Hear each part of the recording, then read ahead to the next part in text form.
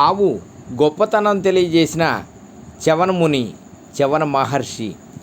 చంద్రవంశానికి చెందిన పురూరవ చక్రవర్తికి ఊర్వశికి ఆయువు అనే కుమారుడు పుట్టాడు. ఈ ఆయువుకు సహూషుడు అనే కొడుకు పుట్టాడు.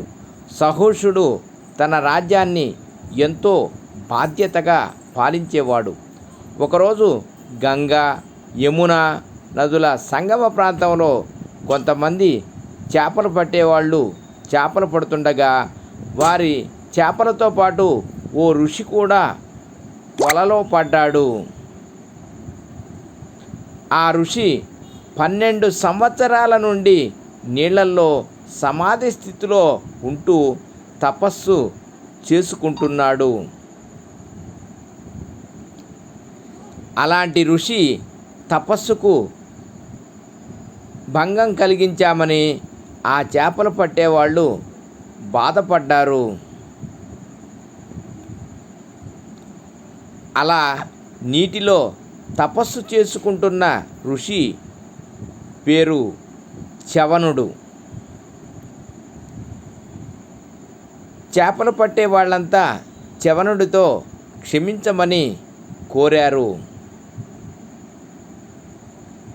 అయితే చ్యవనుడు మాత్రం వాళ్ళతో, నేను చేపలతో కలిసి ఇన్నాళ్ళు బ్రతికాను, ఇప్పుడు వాటితో పాటు మీకు దొరికాను, మీరు నన్ను కూడా చేపలతో పాటు అమ్మేసి డబ్బు కూడబెట్టుకోండి అన్నాడు. ఋషి ఆజ్ఞను అమలుపరచడంలో ఎలాగో తెలియక జాలరులు ఆ సమస్యను తమ రాజైన సహూషుని దృష్టికి తీసుకొని వచ్చారు. సహూషుడు విషయం తెలిసిన వెంటనే మంత్రి, పురోహితులు అందరితో కలిసి చ్యవన మహర్షి వద్దకు వచ్చి సాష్టాంగ నమస్కారాలు చేశాడు. మత్స్యకారులు పొరపాటు చేశారు, క్షమించండి అని క్షమాపణ అడిగాడు. అయితే చ్యవనుడు సహూషునితో జాలరులకు చెప్పిన మాటే చెప్పాడు. చేపలతో పాటు నన్ను కూడా తగిన వెలకు అమ్మండి అని అన్నాడు. చ్యవనుడు అలా చెప్పిన తరువాత సహూషుడు చేపలు పట్టే వాళ్లకు 1000 మాడలు ఇవ్వబోయాడు.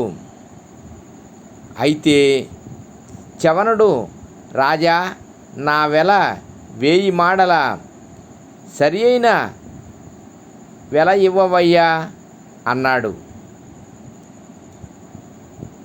చక్రవర్తి 1,00,000 మాడలన్నాడు. చ్యవన మహర్షి సంతృప్తి చెందలేదు. రాజు 1,00,00,000 మాడలన్నాడు. ఋషికి అంగీకారం కాకపోవడంతో సగం రాజ్యం ఇవ్వడానికి సిద్ధపడ్డాడు సహూషుడు. అది సరి అయిన వెల కాదన్నాడు ముని. మొత్తం రాజ్యాన్ని ముని కోసం సమర్పించడానికి సిద్ధపడ్డాడు సహూషుడు.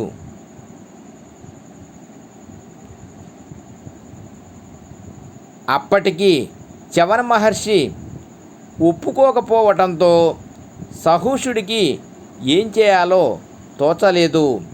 చివరకు చ్యవన మహర్షి సహూషునితో, రాజా, వెళ్ళి నీ మంత్రులతో సంప్రదించి తగిన వెలను నిర్ణయించు అని రాజుగారికి ఆదేశించాడు. సకల సంపదలు కలిగిన రాజ్యం కూడా చ్యవనుడికి సరితూగకపోవడంతో ఏం చేయాలా అని బాధపడుతున్న సహూషుని వద్దకు గవిజాతుడనే ముని వచ్చి పరిష్కారం చెప్పాడు. బ్రాహ్మణుని గోవును ఆ బ్రహ్మదేవుడు సమాన విలువ కలిగినవిగా సృష్టించాడు.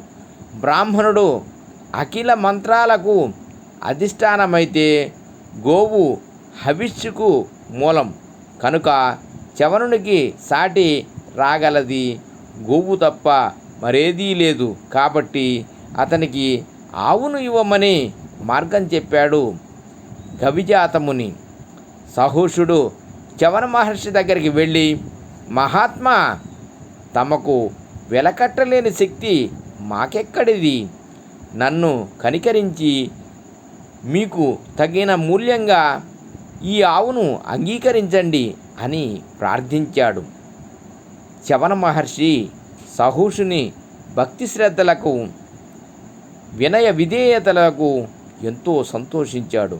రాజా, ఆవు అగ్నిమయం, అమృత స్వరూపం, స్వర్గానికి సోపానం, దేవతలకైనా పూజనీయమైనది, హోమ విధాన సంపద్వాహిని అయిన గోవు నాకు తగిన వెలయని అంగీకరించాడు. ఆవు గొప్పతనానికి ఇదొక గొప్ప ఉదాహరణ. సర్వం శ్రీకృష్ణార్పణమస్తు. లోకా సమస్త సుఖినో భవంతు.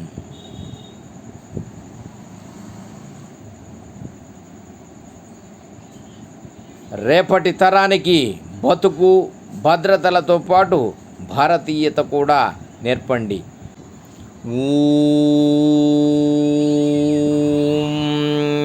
నమః శివాయ.